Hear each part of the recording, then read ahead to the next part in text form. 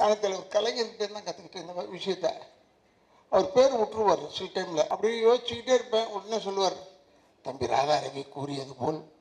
என்னடா நான் சொன்னேன் இவர்கிட்ட. கேமராமேனை காமிச்சாங்க, இப்போ தான் பார்த்தேன் நான் அவர்கிட்ட சொல்லிகிட்டு இருந்தேன்.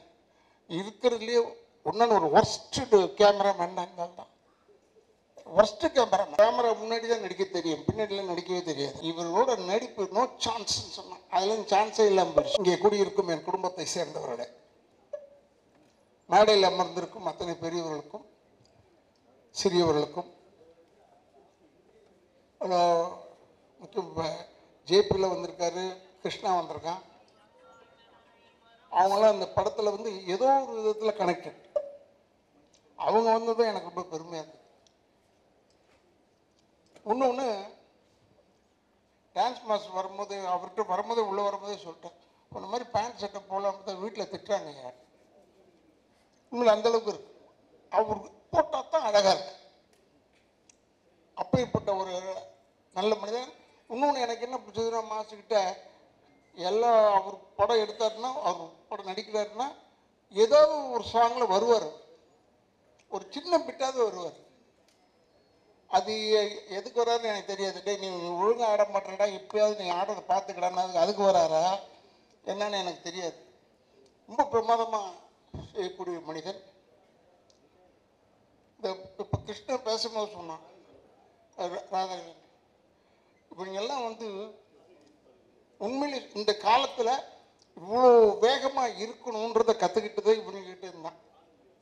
ஏன்னா நாங்கள் எங்கே பழைய வந்தாலும் அப்படி வந்துக்கிட்டு போயிட்டுலாம் முடியாது.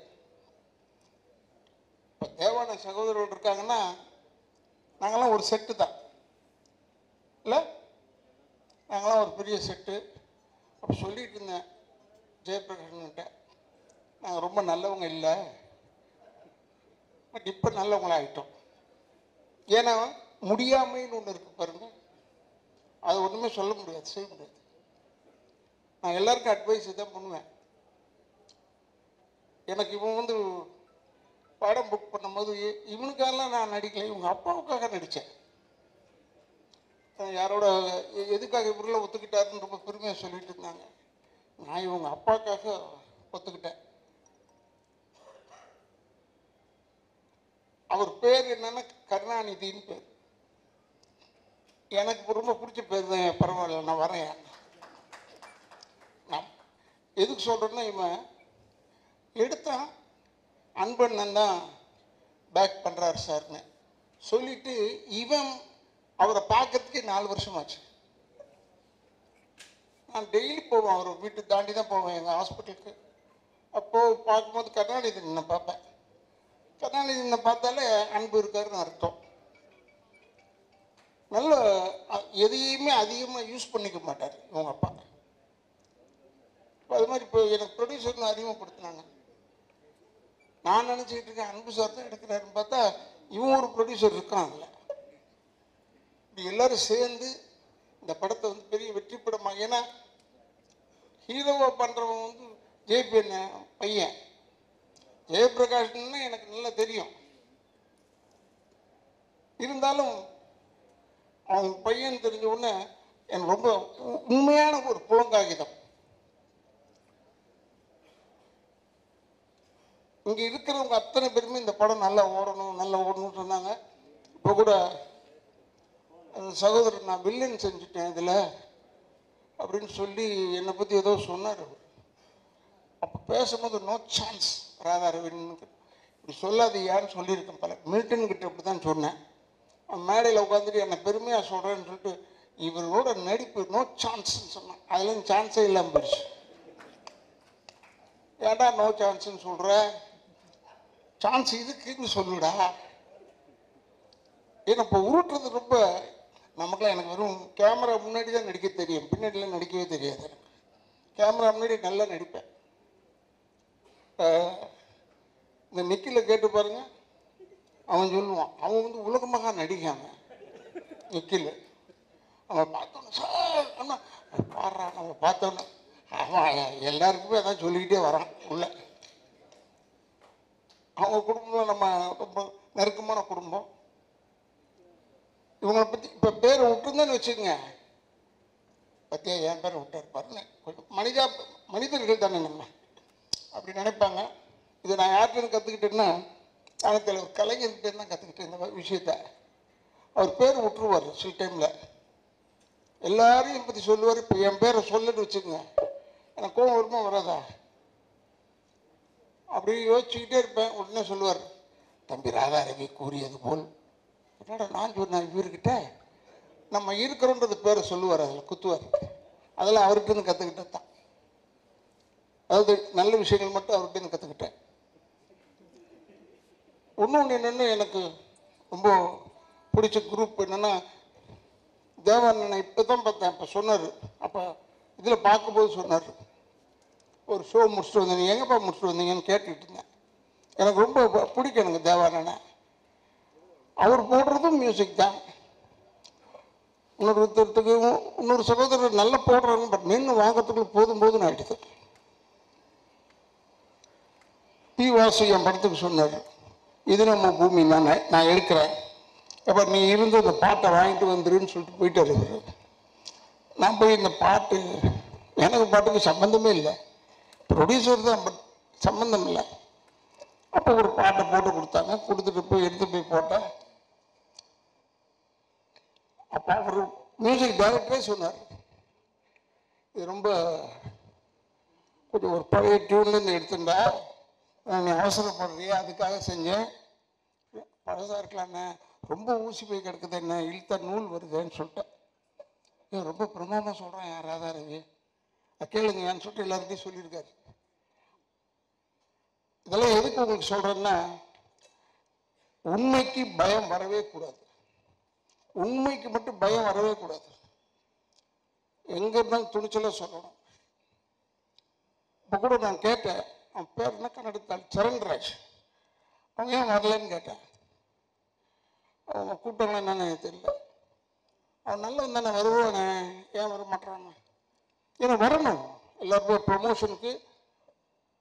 ஒருவேளை இந்த மாதிரி படங்களுக்கெல்லாம் வந்தால் பெரிய ஹெல்ப்பாக இருக்கும், படம் ஓடுறதுக்கு பெரிய உதவியாக இருக்கும். ஏன்னா இதுவும் ஆடட் அட்ராக்ஷன் தான். இந்த ஃபங்க்ஷன் வைக்கிறாங்களா, இதெல்லாம் வந்து ஒரு added attraction for a film.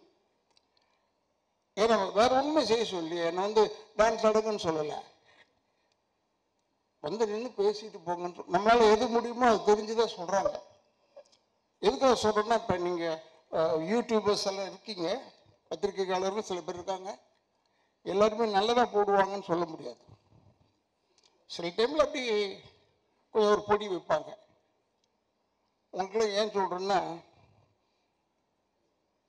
இந்த படம் ஓடுறதுக்கு நீங்கள் ஹெல்ப் பண்ணணும்னு ஒருத்தர் கேட்டுக்கிட்டு இருந்தார்.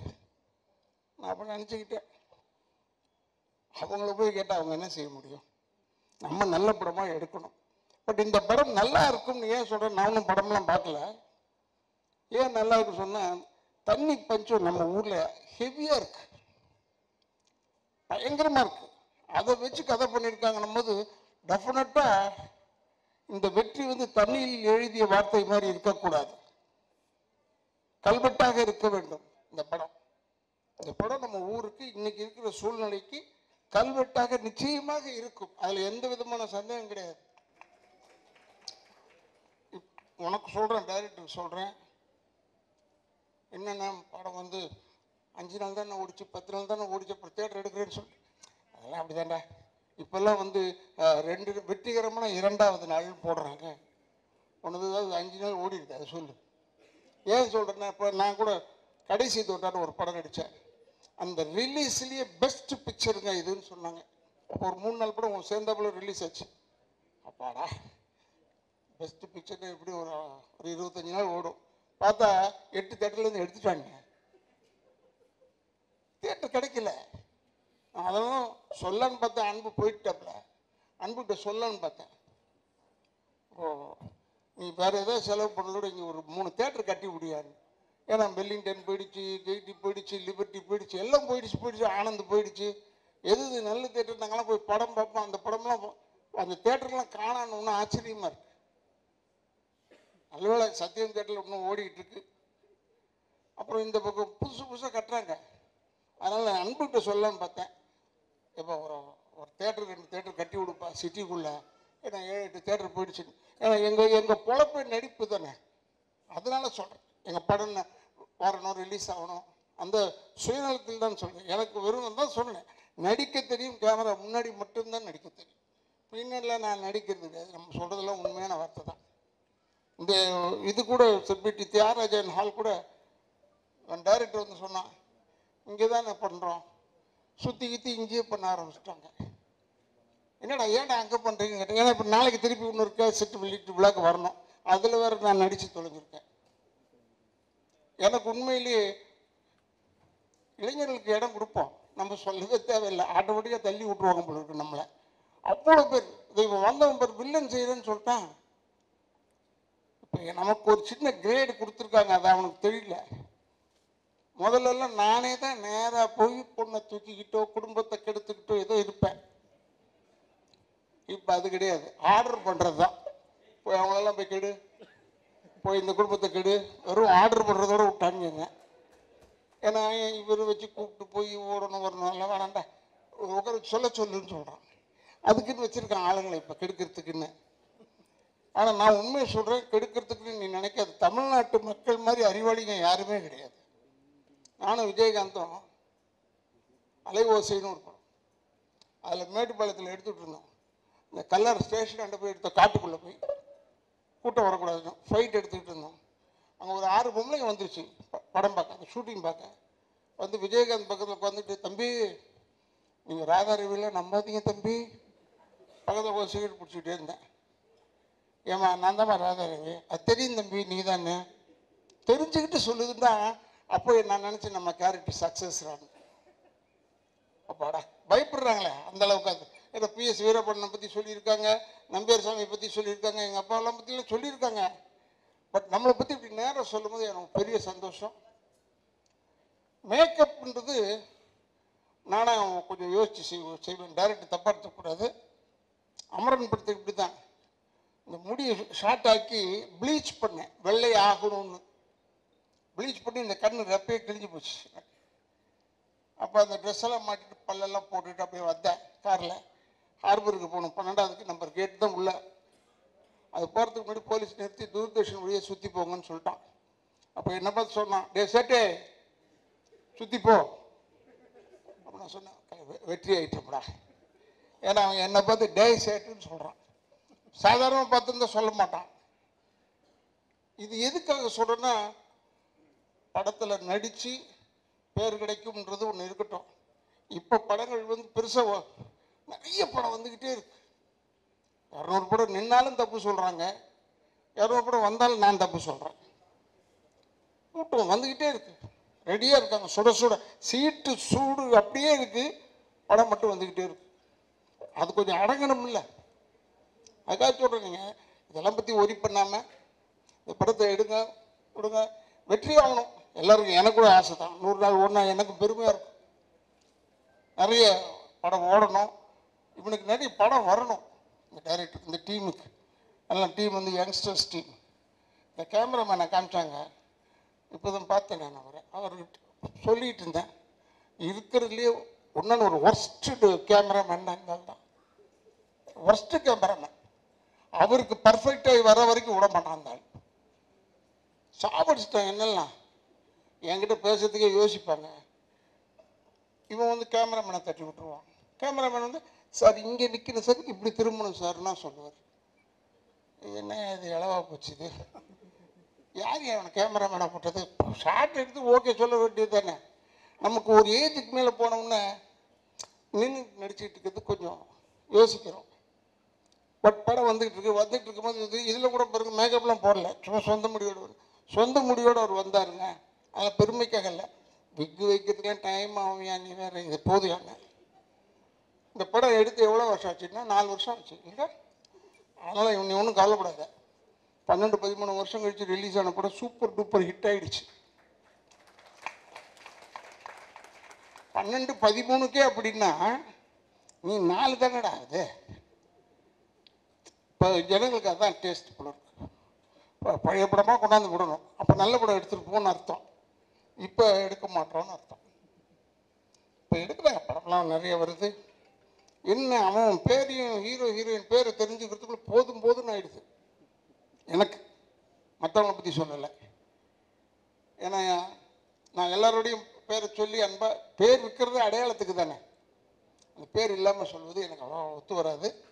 அதனால் இந்த படம் வந்து இந்த படத்தில் கூட வீட்டில் கூட கேட்குறாங்க, என்ன படத்துக்கு போகிறீங்க, கேசட் வெளியிட்டு இருப்பேன்.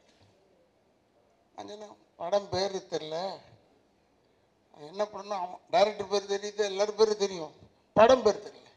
அப்புறம் இங்கே தான் வந்து பார்த்தேன், வருணன் போட்டுக்குள்ள. வருணன்னா ஏதோ தண்ணி சம்பந்தமாகவோ இல்லை மழை சம்பந்தமாகவும் இருக்கணும்னு நினைக்கிறேன். எனக்கு அவ்வளோ தூரம் தமிழ் தெரியாது, அதுக்காக சொல்கிறேன். ஏன்னா எனக்கு அவ்வளோ கிளியராக இதை யோசிக்கிறதுக்குள்ள காரில் போகும்போதே நாங்கள்லாம் டைட்டில் வச்சுருப்போம். அப்போல்லாம் வந்து காரில் அப்படி போகும்போது பாஸ் ஆகும்போது படிச்சுருவோம் டைட்டில். இப்போ அப்படி இல்லை, போய் அடுத்த தெருவில் போய் நின்று படித்து யோசிக்க வேண்டிய இதாண்டா டைட்டிலாக இருக்கும்னு. இப்போ நிறைய வந்துருச்சு டைட்டில்லாம். திருப்பி இப்போ அமரன் வந்ததே, அதே மாதிரி வருத்தமில்லா வாலிபர் சங்கம் எல்லாம் வர ஆரம்பிச்சிச்சு. அதெல்லாம் கொஞ்சம் நல்ல டைட்டில் போல. ஆனால் நீங்கள் எதுவுமே இல்லாமல் வருணன்னு பேர் வச்சு இது வாயில் நுழையில நின்று படிப்பாப்பார். வருணன் இதை படித்தா அந்த படம் ஓடும். ஏன்னா அதுக்கு தான் நீங்கள் டைட்டில் இப்படி வைக்கிறாங்களான்னு தெரியல எனக்கு. கொஞ்சம் நேரம் நின்று பார்க்கறதுக்காக இருக்கட்டும். சும்மா விட்டோம்னா போயிடுவாங்க ஜனங்க. நல்ல ஒரு பிரமாதமான படம். அந்த குழந்தை சொல்லிச்சு, நீங்கள் ஒரு ராதாரவியோட நின்று செய்யறதுக்கே பயமா, ஏமா இப்படி சொல்லி சொல்லி ஒதுக்கிடுறீங்க, நான் உன்னை ஏதாவது தொட்டு பார்த்தேனா? தொடக்கூட இல்லை. நான் உன்னை என்ன செஞ்சேன், படமும் பார்த்தேன், நடிப்புக்காக பார்த்துருப்பேன். இப்படிலாம் நீங்கள் சொல்லி இல்லை கடைசியில் இல்லை சார் ராதாரவி போடலாம், இவங்க பயப்படுறாங்க சார் நடிக்கிறதுக்கு சொன்னால் என் பொழப்பு போயிடும். அதனால் இனிமேல் சொல்லுங்கள், ஃப்ரெண்ட்லியாக அவரோட இருப்போம், நல்லா பேசுவார் அப்படின்னு ஏதாவது சொல்லுங்கள். சொன்னால் தானே என்னை போடுவாங்கல்ல, இல்லைன்னா போட மாட்டேன் என்று சொல்லி எனக்கு இப்படி ஒரு பெரிய வாய்ப்பு கொடுத்து டைரக்டர், ப்ரொடியூசர் எல்லாருக்கும் அன்பன் சேர்த்து எல்லாரையும் சொல்கிறேன். எல்லாருக்கும் என்னுடைய பத்திரிகையாளர் நண்பர்கள், இந்த இடத்தை அளித்திருக்கும் நிர்வாகத்திற்கும் என்னுடைய சிறந்தாழ்ந்த நன்றியையும் என் குடும்பத்தின் சார்பாக நன்றியை சொல்லி, அடுத்த முறை படம் எடுக்கும்போது மேக்சிமம் நீங்கள் எப்படி டப் பண்ணுறீங்க படத்தை, மற்ற லாங்குவேஜ்லையும் டப் பண்ண தானே போகிறோம். அதுக்கே முதல்ல வந்தவுடனே டப்பிங் ஆர்டிஸ்ட்டை ஏன் கூப்பிட்றீங்க? சில பேர் நடிக்க வச்சுருக்காங்க, அவங்க எல்லாமே டப் பண்ணுறாங்க, அவங்களே பேச சொல்லுங்கள் என்று சொல்லி எனக்கு இவ்வளோதான் அறிவுரை. இன்னொன்று, இளைஞர்கள் தயவுசெய்து தாய் தந்தையரை முதியோர் இல்லத்தில் சேர்த்து விடாதீர்கள். கடைசி வரைக்கும் கூட வச்சு காப்பாற்றுங்க, அவங்களை மட்டும் விட்டுறாதீங்க. தாய் தந்தையரை வணங்கி கொண்டிருந்தால் அதுவே ஒரு பெரிய ஆசீர்வாதம் என்று கூறி எனக்கு வாய்ப்பு கொடுத்ததற்கு நன்றி.